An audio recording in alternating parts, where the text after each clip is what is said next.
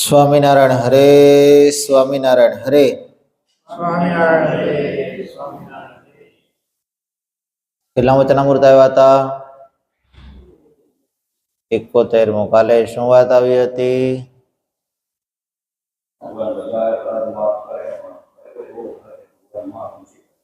વાહ વાહ, યાદ તો રહેવા મળ્યો બધી રે ધીરે.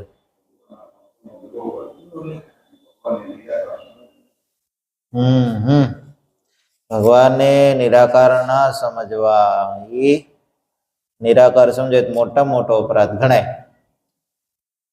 ભગવાન છે એવું માને જ નહીં એટલે કેવડી ઉપાધિ થાય. આકાર નથી. મોટા મોટા વક્તાઓ કેવું સમજે છે તો કે ભગવાન છે એ પોતાના ધામની અંદર ચિદાકાશ ઘન રૂપે રહ્યા છે, બ્રહ્મ જ્યોતિમય રહ્યા છે. એ જ્યારે ભગવાનને એમને સંકલ્પ થાય કે હું અવતાર ધારણ કરું, ત્યારે કોઈ નિમિત્ત બનાવીને આ પૃથ્વી ઉપર પધારે છે. અને જ્યારે પોતે અંતર્ધ્યાન થાય છે ત્યારે ફરીવાર નિરાકાર થઈ જાય છે. અને જ્યારે આપણે કેવું માનીએ છીએ કે ભગવાન સદાને માટે સર્વદાને માટે સાકાર જ છે, એ અહીંયા આવે છે ત્યાં પૂરતું ખાલી આકારવાળા થતા નથી, ત્યારે સાકાર થતા નથી. પોતાના ધામમાં છે ત્યાં પણ સાકાર જ છે. આ ફિલોસોફી આપણી છે. નહીતર મોસ્ટ ઓફલી સમજાવનારા ઘણી વાર આવી રીતે સમજાવતા હોય છે, કારણ કે પોતે પણ એવી રીતે સમજતા હોય છે. અને જેને કારણે આપણે ક્યાંક આધ્યાત્મિક માર્ગનું પહેલું પગથિયું ચડવામાં જ ચૂક કરી જતા હોઈએ છીએ. એટલે ભગવાન સ્વામિનારાયણે વચનામૃતના પાને પાને વાત કીધી, ભાઈ હું તો સદા દિવ્ય સાકાર જ છું. વચનામૃત હોય, કીર્તન હોય, નંદસંતોના કીર્તન હોય, કોઈ પણ જગ્યાએ ક્યારેય બાકી મેકવું છે નહીં, ક્યારેય નિરાકારની વાત કહી છે નહીં. નિરાકારવાદીઓ છે તે કેવી રીતે હોય છે તો કે પોતે બ્રહ્મ જ્યોતિમય લગીને પહોંચ્યા, પછી બ્રહ્મ જ્યોતિમાં પહોંચ્યા પછી આગળ પહોંચી શક્યા નહીં. એ એમ કે જો સાકાર હોય તો વ્યાપક કેવી રીતે થઈ શકે? શું સાકાર હોય તો વ્યાપક કેવી રીતે થઈ શકે? આપણે જેમ અહીંયા છીએ તો અહીંયા જોવાના, હવે કે બીજી જગ્યાએ થોડા દેખાવાના.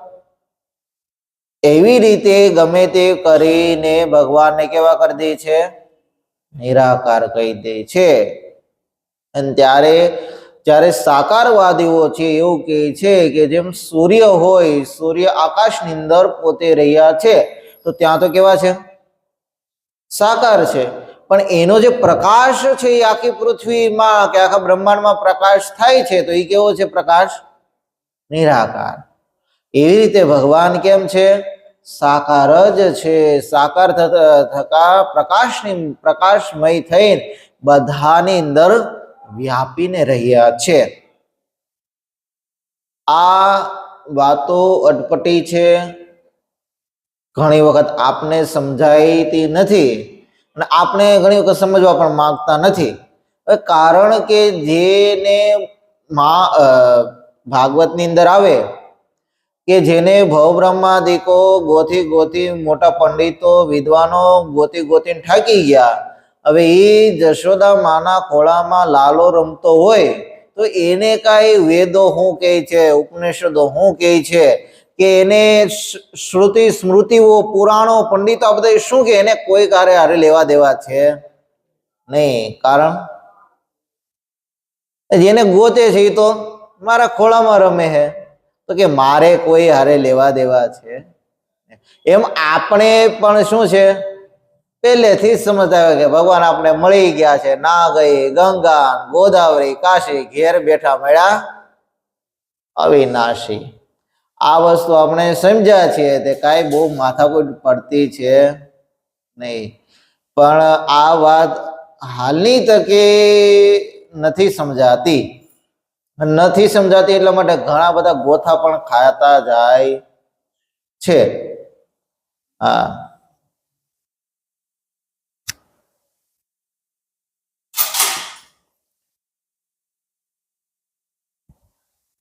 એવું સરસ મજાનું વચનામૃત એટલે 71મું છે.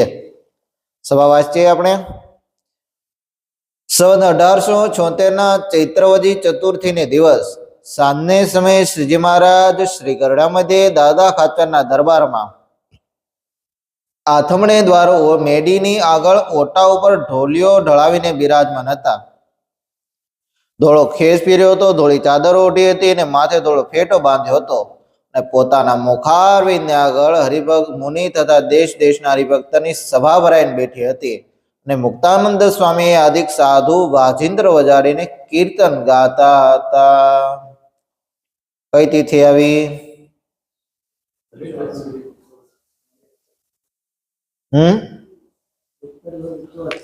મહારાજ ક્યાં બિરાજમાન છે? કોણ કે છે?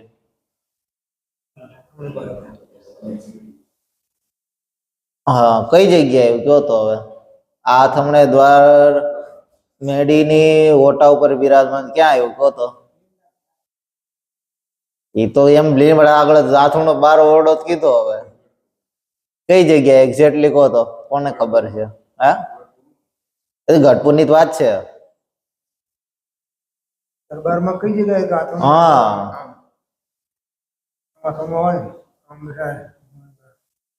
આ મેડી આવી ને ગુરુ, મેડી આવી ને આથમણે બાર ઓરડાની મેડી.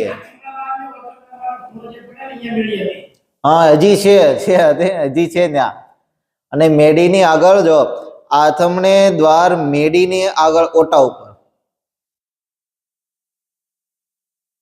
હાલની તકે આપણે વાસુદેવ નારાયણનો ઓરડો જે જોઈન્ટ વાળો કહે ને ત્યાં છે ને, ત્યાં મેડી હતી ઉપર. અને હજી જો કે હવે તો હું નથી ગયો હમણાં, પણ છે હતી ખરા. મેં અત્યારે નથી, હમણાં રિનોવેશન કર્યું. હા, તો એ વખત ત્યાં મેડી ને આગળ ઓટો હે, એ હાવ આમ બહાર પડે એટલે એ જગ્યા હે. આ તો અંદર દર્શન કરવા જાય ત્યારે યાદ રાખવાનું થાય. હા, જયારે દરબારગઢના દર્શન કરીએ ત્યારે આનંદ સંતોએ કેટલું બોલો તાકી લખ્યું કે આ જગ્યાએ અહીંયા બિરાજમાન હતા. વર્ષો પછી પણ આ વસ્તુ એમને રે કે મહારાજ અહીંયા બિરાજમાન હતા અને ત્યાં વચનામૃત બોલ્યા હતા. હવે આસપાસ જાઓ ને ત્યારે ઓરડાના દર્શન કરવા ત્યારે ધ્યાન રાખો.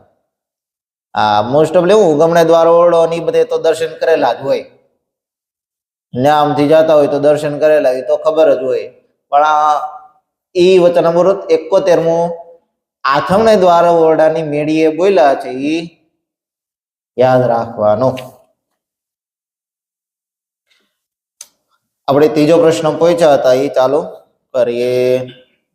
પછી શ્રીજી મહારાજે મુનિ પ્રત્યે પ્રશ્ન પૂછ્યો છે. ભગવાનની પ્રત્યક્ષ મૂર્તિનો નિશ્ચય હોય ને ભજન કરતો હોય ને સત્સંગના નિયમ પ્રમાણે વર્તતો હોય તેનું તો કલ્યાણ થાય, એ સત્સંગની રીતિ છે. પણ શાસ્ત્રમાં કલ્યાણની કેમ રીતિ છે? અને વેદનો અર્થ તો અતિ કઠણ છે, માટે તેની કથા થતી નથી. અને શ્રીમદ ભાગવત પુરાણ ને ભારત એમાં વેદનો જ અર્થ છે ને સુગમ છે, માટે તેની જગતમાં કથા થાય છે.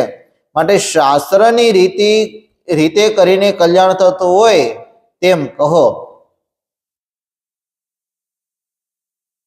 સત્સંગની રીતિ કેવી છે? ભગવાનની ઉપાસના હોય, ભક્તિ કરતો હોય, નિયમમાં રહેતો હોય તો અવશ્યપણે એનું કલ્યાણ થાય. સત્સંગની રીતિ છે, આપણી રીતિ છે મહારાજ. તો પણ શાસ્ત્રમાં કઈ રીતિ કીધી છે? મહારાજ કે વેદ છે એનો અર્થ કરવો તો કઠણ છે, અને વેદનો અર્થ કરવો કઠણ છે, પણ મારે કે શ્રીમદ ભાગવત ને ભારત એટલે મહાભારત, તો કે એની અર્થ એ વેદનો જ અર્થ છે, તો એની અંદર એની કથા થઈ સુગમ છે, એટલે જગતમાં એની કથા થાય છે. પણ શાસ્ત્રમાં કઈ રીતે કલ્યાણ કીધું છે એ પ્રશ્ન છે. કઈ રીતે કીધું હશે કહો તો?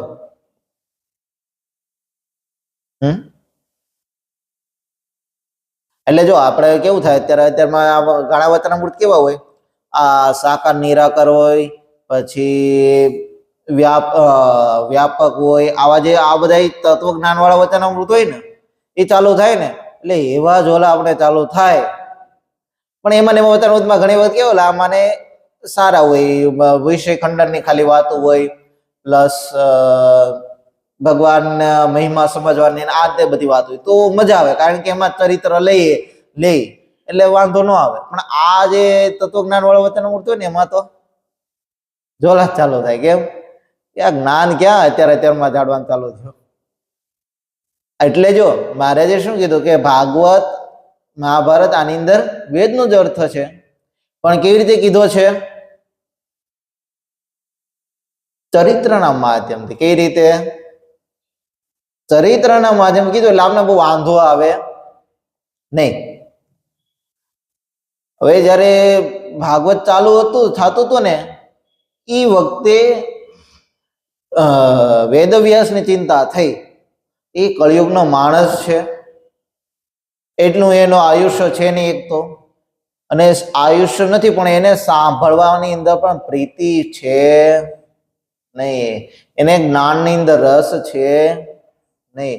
હું એવું શું કરું કે જેના માધ્યમથી એમને ભગવાનની અંદર પ્રીતિ લાગે, શાસ્ત્રનો અર્થ સમજાય. ત્યારે શ્રીમદ ભાગવતની રચના કરી એમણે. આખી કહાની નારદજી વાળી બહુ લાંબી છે, કે ભગવાન વેદવ્યાસ ભગવાન સરસ્વતીને કાંઠે બેઠા અને ઉદાસ થઈ ગયા, આ તે બધી વસ્તુ છે. પણ ક્યારે થઈ એને વિચારવું થયો? એને ખબર છે કે આ કળિયુગનો માણસ સાંભળી શકશે નહીં. એટલે આપણે જો કથા થતી હોય એની અંદર કેવું હોય, ઓછા જ હોય, પણ એ જ વખતે જો પ્રસાદ પછી ચાલુ થાય પછી થાય કે નહીં માણસ? એટલે ભજનની એક પંક્તિ છે, હે હંસલો હરિ ભજનનો આળસુ રે, હંસલો ગાવ બધા હાલો, હરે ભજનનો એ હંસલો હરિ ભજનનો આળસુ રે.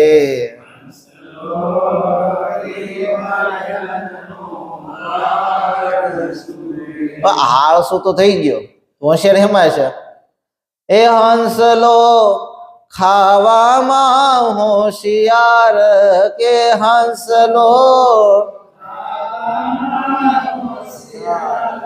એ હંસલો હરિ ભજનનો આળસુ રે, હંસલો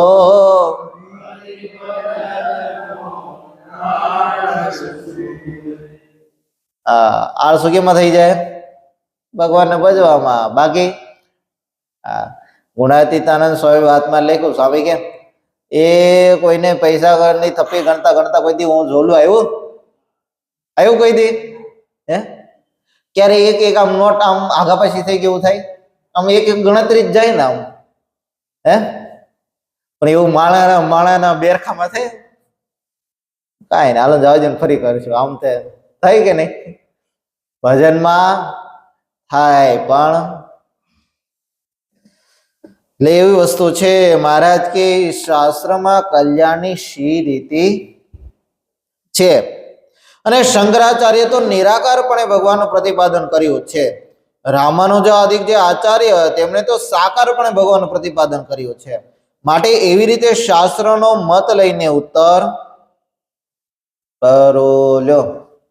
શંકરાચાર્ય છે એમને ભગવાનને નિરાકાર કહ્યા છે, અને રામાનુજાચાર્ય છે એમણે ભગવાનને સાકાર કહ્યા છે.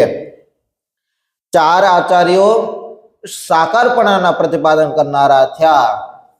અને જ્યારે બે આચાર્યો, આમ તો એક જ શંકરાચાર્ય, એમને શું કર્યું? ભગવાનને નિરાકાર કહે. પણ આ જે બધી આખી ફિલોસોફી છે ને, એ જે તે સમયે જે તે વસ્તુની જરૂર હતી એ પ્રમાણે ફિલોસોફી બનેલી કરેલી. કારણ કે જ્યારે બુદ્ધ ભગવાન થયા એ પછી શું થયું? એ વખતે બુદ્ધ ભગવાન જૈનમાં એમણે અહિંસાનું બહુ પ્રતિપાદન કર્યું. અહિંસાનું પ્રતિપાદન કર્યું ને એને કારણે શું થયું? મૂર્તિઓનું ખંડન થયું. અને આ અંતે મૂર્તિઓનું ખંડનને કારણે સમય જતા જતા એટલું બધું મહત્વ પસરી ગયો કે ક્યાંય ભગવાનને પૂજવાનું આનું તેનું રહ્યું નહીં. બદ્રિકાશ્રમ, બદ્રીનાથની જે નરનારાયણ દેવની પ્રતિમા હતી જવા દીધી ગંદકીમાં, ને જ્યાં હતા હોય મંદિરને મૂર્તિઓની પૂજા થતી નહીં. કારણ કે રાજધર્મ બૌદ્ધ ધર્મ થઈ ગયો હતો. અને આ જેને તાને કારણે શંકરાચાર્ય જૈનમાં પછી એમને શું કર્યું? આવ્યા પછી શાસ્ત્રોને સાચા કર્યા. હવે શાસ્ત્રોમાં વાત છે એ આવી જ છે. હવે એમને શું થયેલું કે જો ડાયરેક્ટ કોઈને જેમ એમ કે ભાઈ 50 બીડી પીતો હોય ને એને એમ કે ભાઈ તું બીડી બંધ કર, તો એ કરે? તો એવી રીતે એ વખતે પંડિતો જે મોટા મોટા કે ગણાતા હતા, જેમનું ચાલતું હતું, એ બધાએ શું કરેલું? મૂર્તિ પૂજાનું ખંડન કરેલું. અને જો શાસ્ત્રને સાચા કરો શંકરાચાર્યને, તો એને શું કરવું પડે? એની વાતમાં સામેલ થવું પડે. ભાઈ તમે કહો છો એવું છે, પણ આ વાત વેદમાં પણ કીધેલી છે. આ રીતે કરીને લોકોને કરવાના હતા કન્વિન્સ. તો એમને શું કર્યું? મૂર્તિ પૂજાનું ભગવાનને નિરાકાર કહ્યા. ભગવાનને નિરાકાર કહ્યા તો પછી આયલું હું આગળ એની પાછળ જે પંથ ચાલ્યો એ બધો કેવો ચાલ્યો? ભગવાન નિરાકાર છે. પણ જ્યારે પોતે ભગવાનને શંકરાચાર્ય શું માનતા? ભગવાન તો સાકાર છે. જો આવું મહારાજ કે ના માન, મહારાજ વચનામૃતમાં કીધું, મહારાજ કે જો આવું ના માનતા હોય તો પછી રચના કેમ કરે સ્તોત્રની? ભજ ગોવિંદમ, ભજ ગોવિંદમ, ગોવિંદમ ભજ મૂઢ મતે. આ વસ્તુ જ કે નહીં, પણ મહારાજ કે કીધેલું છે. એટલે શંકરાચાર્ય તો ભગવાનને સાકાર જ સમજતા. એવી રીતે જેમ જેમ સમય ગયો ભગવાન બસ બધા આખા નિરાકાર બધા સમજવા લાગ્યા. પછી રામાનુજ અધિક આચાર્ય થયા, વલ્ભાચાર્ય ને અંતે બધા એમને ભગવાન શું કર્યું? પછી છેલ્લે સાકાર સમજાવ્યા. એવી જ રીતે ઉત્તરોત્તર બધું જે પ્રમાણે સમય હતો એ પ્રમાણે યુગે યુગે ભગવાન જે તે અવતારો કરીને આ વસ્તુ પ્રતિપાદન કરેલી છે. એટલે મહારાજ કે શંકરાચાર્ય છે કેવું કહે છે? નિરાકાર ભગવાનને કહે છે. અને જ્યારે રામાનુજ આદિક આચાર્ય છે એ ભગવાનને શું કહે છે? સાકાર છે. પછી મુનિ શાસ્ત્રની રીતે નિરાકારનો પક્ષ ખોટો કરીને સાકાર ભગવાનને ભજને કરીને કલ્યાણ છે એવી રીતે પ્રતિપાદન કર્યું. પછી શ્રીજી મહારાજ બોલ્યા છે, અમે પણ એ જ પક્ષનું ગ્રહણ કરીએ છીએ, પણ તેમાં તમને એક પ્રશ્ન પૂછીએ છીએ. નિરાકાર એવું જે અક્ષર બ્રહ્મ, તેથી પર ને સદા સાકાર એવા જે પુરુષોત્તમ ભગવાન તે પૃથ્વી પર પ્રગટ મળ્યા, તે કેડે બ્રહ્મપુર તથા ગોલોક, વૈકુંઠ, શ્વેતદીપ એ આદિક જે ભગવાનના ધામ, તે ધામને દેખવાની જેને લાલચા રહે છે ત્યારે તેને નિશ્ચય છે કે નથી? લો, આ પ્રશ્ન અંદર પાછો હું કર્યો? પ્રશ્ન કર્યો. મારા સંતોને પૂછ્યું મહારાજ કીધું અમે તો ભાઈ નિરાકાર ભગવાનને ભજતા નથી, અમે તો સાકાર ભગવાનને ભજીએ. તો મહારાજ બીજો પ્રશ્ન કર્યો કે તમે સાકારને ભજો છો, પણ નિરાકાર એવું છે અક્ષર બ્રહ્મ, તેથી પર સદા દિવ્ય સાકાર મૂર્તિ એવા છે ભગવાન, તે પૃથ્વી પર પ્રગટ મળ્યા હોય ને પછી ગોલોક, વૈકુંઠ, શ્વેતદીપ આદિ જે ધામની ઈચ્છા રે કે આ ધામને દેખો ત્યારે મારું કલ્યાણ થાય, મહારાજ કે એની નિશ્ચય છે કે નથી? શું હશે કહો? નથી? હે? બસ એ જ આપણે શીખવાનું હોય. એટલે મહારાજ કે ભગવાનને જો એની શબ્દમાં બહુ મહત્વના છે. આજે શબ્દ મહારાજ કહે છે કે ભગવાન મળ્યા પૃથ્વી પર, એને ભગવાન મળ્યા પછીની વાત છે કે મળ્યા કેડે? બ્રહ્મપુર, ગોલોક, વૈકુંઠ, શ્વેતદીપ એક આદિ જે ભગવાનના ધામ, એ ધામની દેખવાની જેને લાલચ રે ત્યારની વાત છે. ભગવાન ના મળ્યા હોય તો વાત 2 નંબરની છે. તો ભગવાન એને તો મળ્યા છે. પછી મુનિ બોલ્યા છે ભગવાન મળ્યા પછી જેના મનમાં એમ રહેતું હોય જ્યારે અક્ષરાધિક ધામ દેખીશું અથવા કોટી સૂર્યનો પ્રકાશ દેખીશું ત્યારે આપણું કલ્યાણ થયું, એવી સમજણ વાળાને તો યથાર્થ ભગવાનનો નિશ્ચય નથી. મહારાજે વચનામૃતમાં ત્યાં લગીને કીધું પ્રથમનું 9મું. મહારાજ કે જેને ભગવાનનું નિશ્ચય ના હોય એને ગોલોકાદિક જે ભગવાનના ધામ તેને દેખીને કરીને જ નિશ્ચય માને તો મહારાજ કે એમને તો એમના મુખે તો મહારાજ કે ભાગવત આદિક સત્શાસ્ત્રો એનું પણ શ્રવણ કરવો નહીં. મહારાજ કે એમને તો નિશ્ચય છે જ નહીં. એવી રીતે મહારાજ કે અહીંયા સંતો કે એને તો યથાર્થ ભગવાનનો નિશ્ચય છે નહીં. પછી શ્રીજી મહારાજ બોલ્યા છે એને બ્રહ્મપુર આદિક ધામને તથા બ્રહ્મ સ્વરૂપને દેખ્યાની લાલચ રાખી તો એ શું એને પાપ કર્યું જેને નિશ્ચયની ના પાડો છો? મહારાજ પાછું અવળું કર્યું. મહારાજ કે લો એને કઈ નિશ્ચય નથી એવું તમે કહો છો, એને જોવાની ઈચ્છા રાખી તો જેમ બાળક હોય આમાં કેવું હોય ખબર, અમારે સાધુ હોય ને સાધુની એક ફિલોસોફી સાધુ કરવાની, જે સાધુ થતા હોય ને એવું હોય સાધુ જોઈને સાધુ થાય, એમના કઈ સાધુ થાય નહીં. પછી સાધુ થાય ને પેલા કે એને ભાઈ સાધુ થઈ જાવ, આમાં સુખ છે, આમ છે તે છે. જો પાછા અમારે દ્રષ્ટાંત કહેવાનું હોય, આ તો બધા અંદર અંદરની વાતો છે કે જો સાધુ થઈ જાવ અમેરિકા જવા મળે, વિદેશ ફરવા મળે, આખી દુનિયા તમારી કહેવાય સાધુ થઈ જાવ તો બરોબર.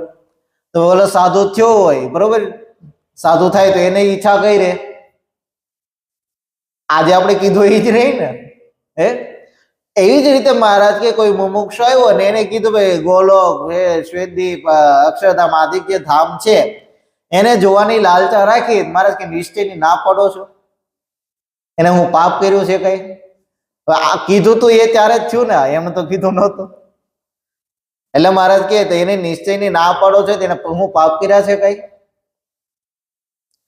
પછી મુનિ બોલ્યા છે જેને પ્રત્યક્ષ પ્રમાણ ભગવાનને દર્શને કરીને કલ્યાણ માનવું હોય તે બ્રહ્મપુર ગોલોક આદિક જે ધામ છે તે પણ ભગવાનના જ છે, માટે તેની પણ અરુચિ સારું રાખે પણ ભગવાન વિના એને ઈચ્છે નહીં. મહારાજે અદભુત સંતો વાત કરી. મહારાજ વાત તો હતી, તમારે એને કઈ પાપ કર્યું છે નહીં, એમાં એની કઈ ખોટ નથી કે ઈચ્છા ના રાખે. ભગવાન ના મળ્યા હોય તો, ભગવાન મળી ગયા હોય પછી એને કઈ ઈચ્છા એના છે ધામ, એને કઈ બીજું કઈ એનું છે. દાખલા તરીકે છોકરો જન્મે ત્યારથી બાપાના વારસદારની અંદર કોનું નામ લખાઈ જાય? છોકરાને લખાઈ જ જવાનું છે.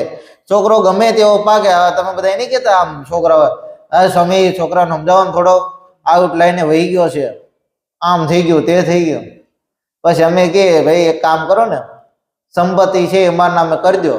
હું કે ના એ તો મારા છોકરા નામે જ હોય ને. હું કે ગમે તેમ થઈ ગયું તો એ વારસદાર ની અંદર કોનું નામ લખાય? છોકરાનું.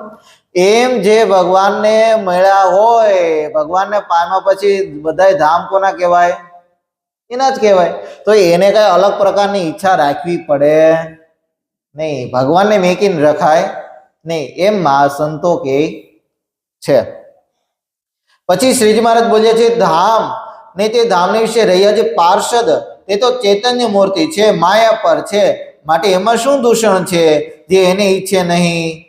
અને ભગવાન પૃથ્વી પર પ્રગટ વિરાજતા હોય ને ત્યાં જે સેવક હોય તે પણ મરી જાય એવો હોય અને ઘર હોય તે પણ પડી જાય એવો હોય તો કેમ સમજશો? મહારાજ શું કરે છે? પ્રશ્ન ઉપર પ્રશ્નો કરે છે. ખબર તો પડી ગઈ છે, સંતોને વાત તો સમજાઈ ગઈ છે. કારણ કે પોતે પીયુષ પાયો પછી કે પાછા પડે. મહારાજની એક પોતે આવડત હતી. મહારાજ શું કરતા ખબર? સંતોને ભણાવતા. અને સંતોને મહારાજે પોતાના જીવનકાળની અંદર સંતોને બધી પ્રકારની છૂટો આપેલી. સંતોને ભણાવતા, સંગીત હોય તો એને સંગીત કરાવતા, શાસ્ત્રોમાં શાસ્ત્રો લખનારો શાસ્ત્રો લખાવતા, પછી કથા કરે કથા, આ તે બધી પ્રકારનું મહારાજે સંતોનું કરાવેલું. હા, છૂટે માર્ગે કર્યા, કારણ કે ખબર હતી સંપ્રદાયનો કરવો છે વ્યાપક, તેમને તો થાય નહીં. સંતોને ભણેલા સંતો આવે, મહારાજને ખબર પડે કે સંતો ભણીને આવ્યા છે, મહારાજ બે ભાગ પડાવતા. ખબર પડે કે આવી રીતે સંસ્કૃત ભણ્યા સંત આવ્યો તો શું કરે, એકને નિરાકારનો પક્ષ કરવાનો કે એકને સાકારનો, અને પછી મહારાજ વચ્ચે મધ્યસ્થ કરીને બેસે અને પછી બેને કે પ્રશ્ન ઉત્તર સામે સામા કરો. પછી બધા સંતો શું કરતા, પ્રશ્ન પૂછે. આવી રીતે મહારાજે બધાને સંતોનું કરેલા, આ તૈયાર કરેલા કે આવી રીતે કોઈ ગમે તેવો આવીને પ્રશ્ન પૂછે તો ક્યારેય પણ પાછું પડવાનું થાય નહીં. એટલે જો શિવરામ વિપ્ર હતા ને, શિવરામ વિપ્રને ખબર પડી કે સ્વામિનારાયણ ભગવાન છે ને પોતે ભણેલા ગણેલા, તો એમને એમ થયું શિયાણી ગામના કે ભાઈ સ્વામિનારાયણ કહેવાય છે પણ એ તો કઈ ભગવાન હોય નહીં, એ તો ખાલી આ ત્યારે અમને બધા માને, બાકી મારા જેવો શાસ્ત્ર વેતા પુરુષ જાય પછી કઈ માની શકે નહીં. આ તો એવા ગમા લોકો હોય એ ભગવાન માને, બાકી ભગવાન છે નહીં. આવી રીતે એને વાત કરેલી. એમને એક વાર બધાને ત્યાં જઈને ગામે ગામે ફરતા હોય તો ત્યાં જઈને કે મને કઈ પ્રશ્ન ઉત્તર કરો, અને કઈ પ્રશ્ન પૂછે તો હું કરે, તરત વાતો કરે, વેદમાં આ લખ્યું છે, નાનો આ છે, શ્લોકો ના તેમ બધું બોલીને ચાલુ કરી દે તો આલા શું થઈ જાય ના, આ કઈ છે ઈ વાત સાચી. આવી રીતે ફરતા ફરતા લીમલી ગામની અંદર આવ્યા, સગ્રામ ભગત ને મળ્યા. સગ્રામ ભગત ને મળ્યા એટલે સગ્રામ ભગત ભગવાનના આશ્રિત હતા. કપાળની અંદર તિલક ચાંદલો હતો, ગળે કંઠી હતી, નિયમ ધર્મ ચુસ્ત રીતે પાળતા હતા. અને એમને ખબર પડી કે આ સ્વામિનારાયણનો ભગત છે. આ ખબર પડ્યા પછી એમણે હર સભાની અંદર હવે 100 ગ્રામ ભગત આવ્યા ને બેઠા હશે, કઈ કથા વાર્તા ચાલ્યું, એટલે એને પૂછ્યું, ભાઈ પ્રશ્ન મને પૂછ, તું જે પ્રશ્ન પૂછે એનો ઉત્તર આપું. સગ્રામ ભગત કે ભાઈ મને આ તમારી કઈ ખબર પડે, મને કાંઈ ગતાગમ પડે નહીં, હું તો ભાઈ ભગવાનને બધું બસ છે મારે બહુ. તો કે ના, તું મને પ્રશ્ન પૂછ. ને બહુ અઠાગ્રહ કર્યો, સગ્રામ ભગતે ના પાડે, પણ બહુ અઠાગ્રહ કર્યો એટલે સગ્રામ ભગતે નાનો પ્રશ્ન પૂછ્યો. સગ્રામ ભગત કે ભાઈ ચિત્તની અંદર જગત રહ્યું કે જગતની અંદર ચિત્ત રહ્યું, એ મને કહો. ચિત્તની અંદર જગત રહ્યું છે કે જગતની અંદર ચિત્ત રહ્યું છે, એ મને કહો. અને આ ખંજવાળે ચડ્યો માથું. મારો અત્યારે લગીને આવો કોઈ પ્રશ્ન પૂછ્યો નહીં.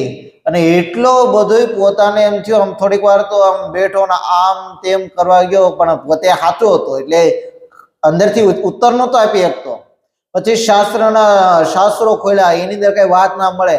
પછી શિવરામ ભગત શિવરામ વિપ્રા કે આજે નહીં, હું કાલે ઉત્તર કરું, એમ કરીને પોથી કરી બંધ અને રાતો રાત ખપકાવી ગઢપુર આવ્યા. ગઢપુર આવીને વાત કરી, પ્રશ્ન પૂછ્યા, અને પ્રશ્ન અંદર એ જવાબ સવાલ એ પણ પૂછી લીધો, ભાઈ ચિત્તમાં જગત રહ્યું છે કે જગતમાં ચિત્ત રહ્યું. અને આ જયારે પ્રશ્ન પૂછ્યો ને ત્યારે મહારાજ કે આ પ્રશ્ન તમારો નથી. મહારાજ કે આ પ્રશ્ન તમારો નથી. ત્યારે હાથ જોડ્યા અને ભગોભગ દંડવત કર્યા અને વાત સમજાણી, બધી વાત સમજાવીને કે મારે તમારું સાધુ થવું છે. અને સાધુ થવાનું મહારાજે વાત માની ને ઈ પછી મહારાજ કે હું પેલા ઉત્તર કરતા હું, એમ કરીને ફરીવાર શિયાણી ગામ લીમલી ગામની અંદર આવ્યા. લીમલી ગામની અંદર ઉત્તર કર્યો, સગ્રામ ભગત ને બોલાવીને. અને સગ્રામ ભગત કે માનો ના માનો વિપ્ર, તમે આ ઉત્તર તમારો નથી, આ ઉત્તર મારા મહારાજ નો હોય, બાકી આ કોઈ આપે નહીં. અને વાત જયારે મનાણી પછી ત્યાંથી પછી શિવરામ વિપ્ર સાધુ થયા અને અખંડાનંદ વર્ણિત બ્રહ્મચારી તરીકે રહ્યા. અને બહુ અદ્ભુત ગ્રંથોની એમણે રચના કરેલી છે. એક ગ્રંથ છે શ્રી હરિચરિત્રમ. હરિચરિત્રમ કરીને સરસ મજાનો સંસ્કૃતની અંદર ગ્રંથ લખ્યો. એમ જ્યારે જે કોઈ પણ હોય એ વાત એમને મનાય. આપણે ગળથુથી મળી ગયું એટલે આપણે બહુ કઈ વાંધો આવે નહીં. પણ મહારાજ કે આ જે પ્રશ્ન છે મહારાજે જ તૈયાર કરેલા બધાને, એટલે કોઈ સંતો છે માગ આપતા છે નહીં. મહારાજ કે એને હું આ લોક છે તો મૃત્યુ લોક છે, અહીં ઘર છે એ પડી જવાના, દરબારગઢ હશે તો એ પડી જવાના, દેહ હશે તો એ મૃત્યુ પામવાનો. તો જે ભગવાનના ધામ મરીને જે ધામને પામવાનું છે એ ઈચ્છવું એ કઈ ખોટી વાત છે? હે, હવે જેમ કે તમે કોઈ ઘર લ્યો છો, કોઈ ફ્લેટ લીધો ન હોતી જોવા જવાના ને કે એમને પાસ કરી દેવાના? હે, જોવા તો જવાના ને. મારે કે કોઈ ભગત ઈચ્છે છે જોવા જવાની, તું કે ખોટ છે કઈ એમાં? હો, વાત સાચી લાગે કે નહીં મહારાજ કે? પણ જોઈએ આપણે. ત્યારે મુનિ બોલ્યા છે ઘરને તો અમે બ્રહ્મપુરાદિક ધામ સમજીએ છીએ અને સેવક તો અમે બ્રહ્મરૂપ સમજીએ છીએ. પછી શ્રીજી મહારાજ બોલ્યા છે બ્રહ્મપુરને વિચારે જે ભગવાનના પાર્ષદ તે તો અખંડ છે, અવિનાશી છે, તેને મૃત્યુ લોકના નાશો તેવા જે ઘર પાર્ષદ એ બે બરોબર કેમ કહો છો? લ્યો, મહારાજ કે સંતોએ કીધું મહારાજ અમે તેને બ્રહ્મરૂપ સમજીએ છીએ. મહારાજ કે બ્રહ્મરૂપ સમજો છો તો આયા કેમ આવું સમજો છો મૃત્યુ લોક ની અંદર? પછી નિત્યાનંદ સ્વામી કે હે મહારાજ એનો ઉત્તર તમે કરો. હવે નહીં, આમાં કોઈ હવે કઈ માર્ગ છે નહીં. આમ તો પૂરું કરી દઈએ, ચાલો 5 મિનિટ લઈને. પછી શ્રીજી મહારાજ બોલ્યા છે ભગવાન જીવના કલ્યાણ અર્થે જ્યારે મૂર્તિ ધારણ કરે છે ત્યારે પોતાનું જે અક્ષરધામ ને ચૈતન્ય મૂર્તિ એવા જે પાર્ષદ અને પોતાના જે ઐશ્વર્ય તે સહિત જ પધારે છે, પણ એ બીજાના દેખ્યામાં આવે નહીં. અને જ્યારે કોઈ ભક્તને સમાધિની અલૌકિક દ્રષ્ટિ થાય છે ત્યારે તેને ભગવાનની મૂર્તિની વિશે કોટી કોટી સૂર્યના સરખો પ્રકાશ ભાસે છે, અને કોટી જે અનંત મુક્ત તે પણ મૂર્તિ ભેળા ભાસે છે, અને અક્ષરધામ પણ એ ભગવાનની મૂર્તિ ભેળું જ ભાસે છે. માટે સર્વે ભગવાન ભેળું જ છે. તો પણ ભગવાન તે મનુષ્ય જે પોતાના ભક્ત હોય તેની જ સેવાને અંગીકાર કરે છે, અને પોતાના ભક્તના કાર્ય માટી ને પાણાના જે ઘર તેની વિશે વિરાજમાન રહે છે. અને જે ભક્ત